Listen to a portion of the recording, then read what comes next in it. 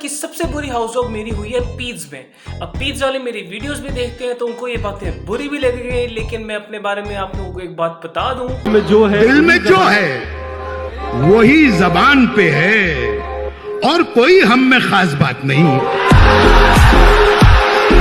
Ps में जो मेरी सबसे फजूल हाउस जॉब हुई है ना, उसकी वजह हर किस पीजीआर से नहीं है, जो काम ना होने के बावजूद आपको ख्वार करते थे, जो खुद इमरजेंसी में रिव्यू करने नहीं आते थे लेकिन आपको फोन पे कहते थे कि ये दवाई लिख दो, वो दवाई लिख दो। अगर आप खाना खाने के लिए चले ही गए हैं तो पीछे से 10 फोन करेंगे, भाई किधर हो किधर हो किधर हो। और जब काम नहीं भी है आपका, कुछ आपने वार्ड में सारे काम कर लिए हैं, लेकिन फिर भी आपको फोर्स करेंगे भाई आप वार्ड के अंदर मौजूद रहें। ये वजह नहीं है पीज में सबसे खराब हाउस जॉब होने की, बल्कि असल वजह है वहां की टॉक्सिक नर्सेस। इसमें पहले ही हफ्ते मेरी रोटेशन लगी नीकू में, यानी बच्चों के आईसीयू के अंदर।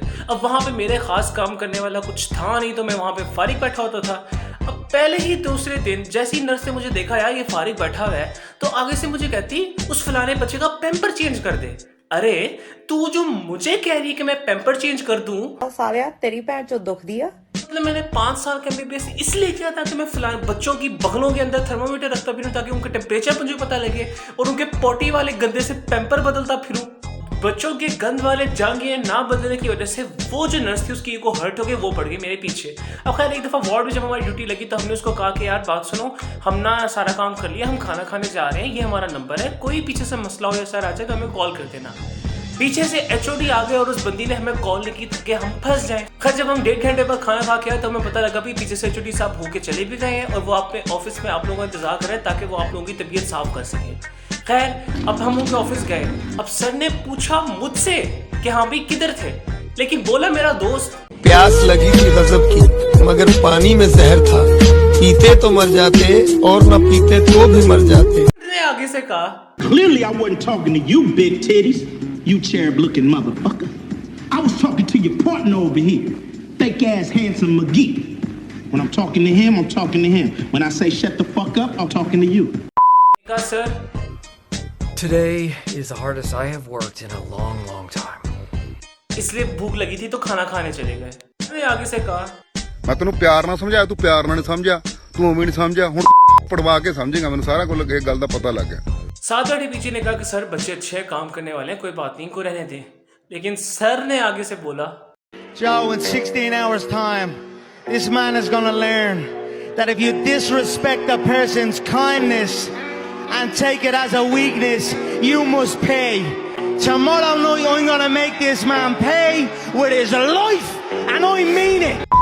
लेकिन उन सारी पीजीज में से एक पीजी ऐसा था जो खुद भी लुट मचाता था और हमें भी तंग नहीं करता था। मतलब दूसरे पीजीज के साथ जब हमारी कॉल होती थी ना, तो हमें बहाने बना बना के हॉस्पिटल से निकलना पड़ता था। कभी फोन आना पीछे से, हाँ भी किधर हो, बाथरूम हो जी, आधा आधा घंटा हम बाथरूम बैठे हुए, हालांकि हम खाना शाना खा रहे होते थे। तो वो उस पीजी की अच्छी बात ये थी कि उसके साथ हमें बहाना बना के नहीं जाना पड़ता था। वो खुद कहता था हाँ भी कहाँ जाना है खाना खाने, और उसके साथ हम रेस्टोरेंट चलते थे, खाना खाते थे, पाकिस्तान इंडिया का मैच देखते थे, वापस आ जाते थे। तो एक दिन मैं और जो मेरा दोस्त बड़ा डिप्रेस बैठे हो क्योंकि हम इतना काम कर रहे थे और हमें कोई एक्नॉलेजमेंट नहीं मिल रही थी, तो उसने आके मुझसे पूछा, सालों में जो आपको मसले हैं इलाके के, मुझे गिनवा दें। कोई भी नहीं खुश यार। क्यों नहीं खुश हैं? ये जाके उनसे पूछे जिनसे आप तनख्वाह लेते। सर मैंने आपके मसाइल पूछे हैं। नहीं, आप कौन है मसाइल पूछने वाले? हमारे प्रोग्राम का मकसद ही लोगों के आवाम की आवाज जो है ऊपर इक़्तिदार आला तक पहुंचाना है। कहाँ पे पहुंचानी है? इक़्तिदार आला तक जो आपके नुमाइंदे हैं। नहीं तो वो सुनेंगे। वो सुनेंगे तो ये जो बाकी मर रहे हैं उनकी क्यों नहीं सुन रहे? कौन मर रहा बताए ना मुझे। अच्छा आप अंधे हैं? आप बता नहीं रहे मुझे। वो फिर आप बच्चे हैं, चूसनी मुंह में डाली आपने। पार्ट हमारे पीज के डिपार्टमेंट के कंसल्टेंट्स अच्छे भी थे, they used to allow us to run OPDs independently. हम खुद ही पेशेंट्स देखते थे, हम उनसे 10 दफ़ा भी पूछते थे ना ओपीडी के अंदर, सर इसको कौन सी दवा देनी है, वो कभी बॉदर नहीं किया, कभी उन्होंने चिड़चिड़ाहट का शो नहीं किया। इंडिपेंडेंटली पेशेंट्स देखते थे, और जब हम नहीं भी देखते थे कि सर आ जाएंगे तो उनकी प्रेजेंस पे हम, या मैम आ जाएगी तो उनकी प्रेजेंस पे हम पेशेंट्स देखेंगे, तो हमें डांट पड़ती थी, भाई आप पेशेंट्स क्यों नहीं देखते। तो उन्होंने कॉन्फिडेंस हमें दिया। लेकिन मसला ये था कि जो नर्सेज थे ना, इन्होंने हमारी ज़िंदगी हराम कर दी। रजिस्टर बना दो, वाइटल्स ले लो, बच्चों के पॉटी वाले जाइए बदल दो, टेम्परेचर ले लो, ये कर दो वो कर दो, बच्चा रो रहा है चुप करवाओ उठा के, दूध फीड करा रहे तो फीडर बनाओ। मतलब इस तरह की फजूल हरकतें की, और सारा कसूरवार थे हमारे हमसे पहले आने वाले हाउस ऑफिसर्स, क्योंकि उन्होंने ये फजूल हरकतें की थी तो उन्हें लगा कि अगले वाले जितने हाउस ऑफिसर्स आने ना इनसे करवाओ। अब हमने इस तरह की हरकतें करने से इनकार कर दिया था तो हम बदनाम हो गए। खैर जब हमारा आखिरी दिन था पीज में, तो पार्टी शार्टी चल रही थी और बड़े समोसे शमोसे हमने खाए। और आखिरी दिन इस पार्टी के बाद मैं स्पेशली वार्ड गया और जिस नर्स को मैंने कहा था कि जिसने कहा था जी पैम्पर बदलो, मैंने नहीं बदला था, उसको मैंने आगे से जवाब दिए। मैंने कहा आखिरी दिन अब इससे भी ना सारे जो हैं मामला ठीक कर ले जाओ, ऐसे ग्रज नहीं रखना चाहिए। तो मैंने कहा अस्सलाम वालेकुम मैडम, कहती वालेकुम सलाम। मैंने उसको कहा And if I offended you, I am going to remind you in advance that I am very sorry and I apologize for the inconvenience of me not keeping up.